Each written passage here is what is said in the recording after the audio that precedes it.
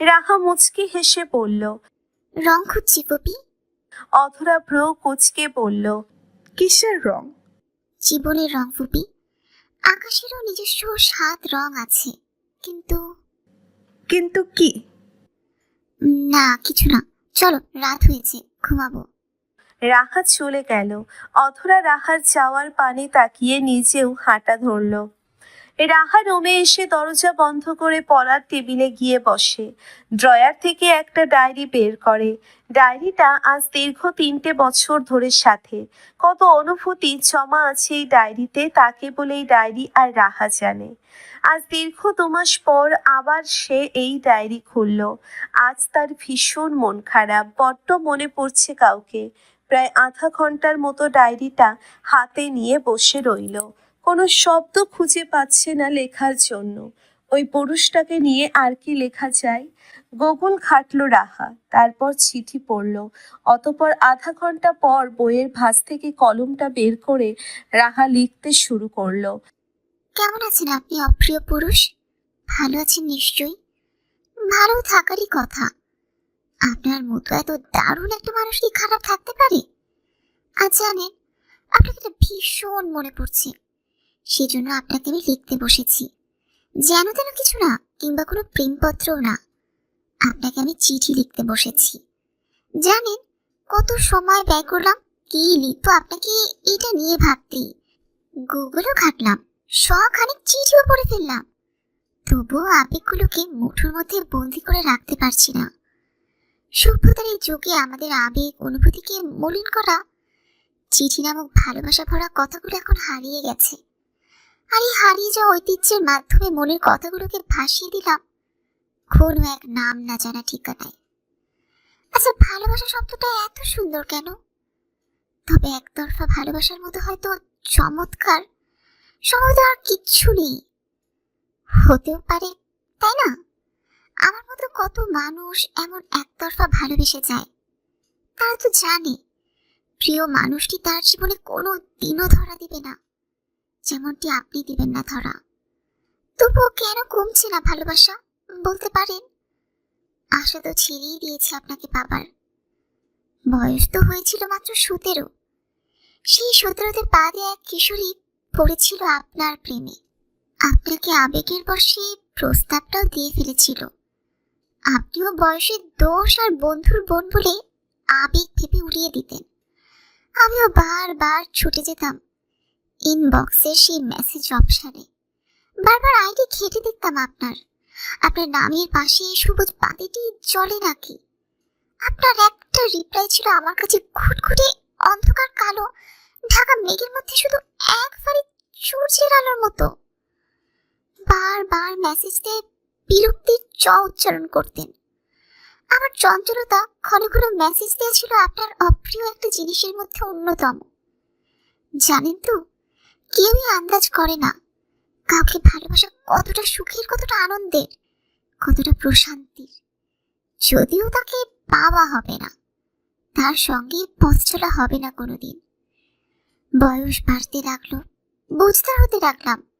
বিরক্ত করা ছেড়ে দিলাম, চঞ্চলতাকেও মুঠোয় আটকে রাখলাম। তাই বলে কি ভালোবাসা কমে গেছে? আগের মতো প্রকাশ করি না তাই বলে যে ভালোবাসি না তা কিন্তু নয়। ভালোবাসা তো প্রকাশিত করতে নেই আপনার ভাষ্য মতে। তাই হৃদয়ের সিন্ধুকে খুব সযত্নে আগলে রেখে দিয়েছি। এক জীবন চলে যাবে, মৃত্যু এসে দুয়ারে দাঁড়াবে। চোখের পানিতে বালিশ ভিজলো অন্ধকার ঘরে। বুক খা খা করলো বছরের পর বছর। দেখবেন না কোনোদিনও। না পাওয়ার তীব্র ব্যথা নিয়ে চলে যাবো একদিন পৃথিবী ছেড়ে। ভেবেছিলাম অনেক কিছু লিখবো, মনে মনে গুছিয়েও রেখেছিলাম, কিন্তু কলম ধরার সাথে সাথে সব এলোমেলো হয়ে গেল। আপনাকে নিয়ে লিখতে বসলে না কেন যেন বেশি কিছু লিখতেই পারি না। আজ না হয় এটুকুই থাক, কোনো একদিন আপনাকে নিয়ে আবার শেষটা লিখবো। কতকাল পর আমি আবার লিখবো আপনাকে নিয়ে চিঠি। সেদিনও হয়তো আসবে না ডাক পিয়ন, দিবে না হাক, তবুও বসে থাকবো নিয়ে অপেক্ষার সেই ডাক। সময়ের বদল, গতিশীল সব, যাবে না চিঠি, এধারে শুধু SMS, নাই সেই আবেগের লেশ, হৃদয় নিংড়ানো ভালোবাসার একতরফা রেশ। ইতি আপনার প্রেয়সী রাহা। চিঠিটা লিখে থামলো রাহা। ঠোঁটের কোণে এক চিলতে হাসি ফুটে উঠল। আহ, এখন প্রশান্তি লাগছে। ডায়েরিটা আগের জায়গায় রেখে ফোনটা অন করলো। ফেসবুক সার্চ অপশনে গিয়ে রাহাত নাম সার্চ দিতেই কাঙ্ক্ষিত আইডিটি চোখের সামনে ভাসমান হলো। অভিমান মিশ্রিত কণ্ঠে বলল, বেশ ভালোই আছেন আমাকে ছাড়া, তাই না প্রিয় পুরুষ? কিন্তু আমি যে ভালো নেই। খুব কি ক্ষতি হতো সেদিন আমায় গ্রহণ করলে? আপনি আবেগ বয়সের দোহাই দিয়ে দূরে সরিয়ে দিলেন। কাজটা কি ঠিক করেছিলেন? আপনি ভীষণ হার্টলেস একটা লোক। হার্ট থাকলে অন্যের হার্টে দুঃখ দিতেন না। আমি আপনাকে ভীষণ হিট করি, ভীষণ। সার্চ অপশন থেকে কাঙ্ক্ষিত মানুষের নামটা মুছে ফেলল রাহা। পাহাড় সম অভিমান জমে আছে এই পুরুষকে ঘিরে। অফিসের বন্ধ কক্ষে মিলনের মৃতদেহ পড়ে আছে। খিদের যন্ত্রণা সহ্য করতে না পেরে নিজেই নিজের হাত কামড়িয়ে জখম করে ফেলেছে, তবুও একটা টুস শব্দ বের করেনি যে কারা কারা এই নারী পাচার চক্রের সাথে জড়িত। হাতের অবস্থাটা যাচ্ছে তাই, ইনফেকশন হয়ে গেছে। এই যন্ত্রণা থেকে বাঁচতে দেওয়ালে মাথা ঠুকে আত্মহত্যা করেছে। লারার বমি বমি ভাব আসছে মিলনের হাতের অবস্থা দেখে। সায়ান সূক্ষ্ম চোখে দেখল মিলনকে, তারপর বেরিয়ে আসলো ওই কক্ষ থেকে।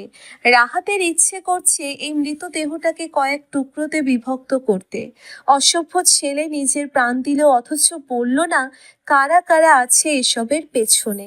কেসটা আরো জটিল হয়ে দাঁড়ালো। সায়ান কেবিনে এসে চেয়ারে পুরো শরীরের ভার ছেড়ে দিয়ে চোখ বন্ধ করে নিল।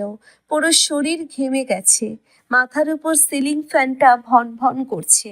বেশ কিছুক্ষণ এভাবে অতিবাহিত হওয়ার পর সামনে টেবিলে থাকা ফোনটা বেজে ওঠে। সায়ান ফোনের শব্দে চোখ মেলে তাকায়। টেবিল থেকে ফোনটা নিতেই চোখ পড়ে রাকিব হোসাইন নাম। সায়ান আলতো হাসে। ফোনটা কানে নিতেই ওপাশ থেকে ভেসে আসে, what's up my boy? All good. কেমন আছো? বেটাকে ছেড়ে বাবা কি করে ভালো থাকে বলো তো? তাহলে বেরিয়ে চলে এসো। হ্যাঁ, আসছে এবার। সায়ান অবাক হয়। সত্যি বেরিয়ে আসছো নাকি জোকস? সত্যি বেটে আসছে আমি। কবে? সিক্রেট। মিথ্যা কথা? মজা করছো মিশ্রী মামু? এত বছরও যখন তোমায় বেরিয়ে আনতে পারলাম না, আর এখন কিনা তুমি নিজ থেকে বেরিয়ে আসবে? এটাও বিশ্বাস করা লাগবে আমার? তোর মামু কিন্তু মিথ্যে বলো না সায়ান। সায়ান এবার সিরিয়াস হলো। সত্যি তাহলে আসছো? সময় ঘনিয়ে এসেছে যে বেটিতে ব্যাক করতে হবে। মানে? ও কিছু না, খুব শীঘ্রই দেখা হচ্ছে। নিজের খেয়াল রাখিস। আল্লাহ হাফেজ।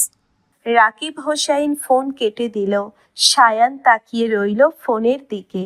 লোকটা পুরো রহস্যময় সায়ানের কাছে। কেমন যেন রহস্য নিয়ে সব সময় কথা বলে। পরন্ত বিকেলে রাস্তার পাশ ঘেঁষে হেঁটে যাচ্ছে চিত্রা। গন্তব্য তার এতিমখানায়। দুপুরের দিকে খবর পেয়েছে তুলির শরীরে ভীষণ জ্বর এসেছে।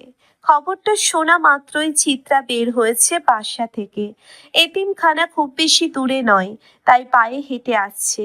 এতিমখানার মোড়ে আসতেই চিত্রা দোকান থেকে দুটো কোন আইসক্রিম নেয়। মেয়েটা বড্ড ভালোবাসে কোন আইসক্রিম।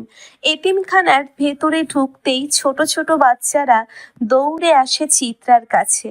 চিত্রা পরম আবেশে তাদের জড়িয়ে নেয় পক্ষপটে। এই এতিম শিশুগুলোর মাঝে থাকলে অদ্ভুত এক শান্তি পাওয়া যায়। তাই তো এতিমখানার নাম দেওয়া হয়েছে শান্তিনিকেতন।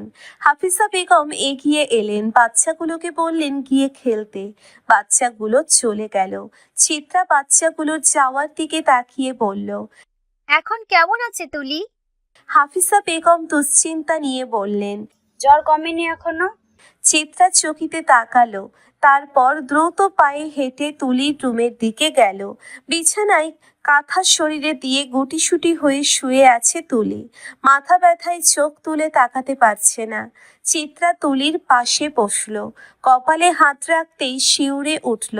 গলা ছেড়ে হাফিজা বেগমকে ডেকে বলল, ডক্টর কি বলছে? জ্বর কেন কমেনি? মেডিসিন তো দিয়েছে। খেয়েছে কিছুক্ষণ আগে, আজ রাতের মধ্যে নাকি জ্বর নেমে যাবে। চিত্রা তপ্তশ্বাস ফেলে পাশে থাকা জলের বাটি থেকে ভেজা পট্টি তুলে নেয়। হাতের আইসক্রিমটা ফ্রিজে রেখে দিতে বলে। তারপর ভেজা পট্টিটা চেপে তুলির কপালে দেয়। তুলি ঠান্ডা স্পর্শ পেয়ে কেঁপে ওঠে। চোখ খোলার চেষ্টা করতেই চিত্রা বলে ওঠে। তাকাস না, শুয়ে থাক। তুলি চোখ মেলে তাকালো। চোখের সামনে চিত্রাকে দেখে অধর কোণে হাসি ফুটে উঠল।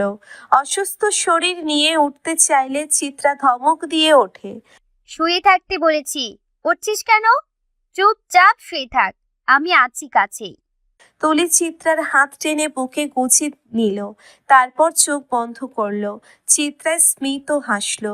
মেয়েটার মুখ জুড়ে কি মায়া! সর্বক্ষণ তাকিয়ে থাকতে ইচ্ছে করে।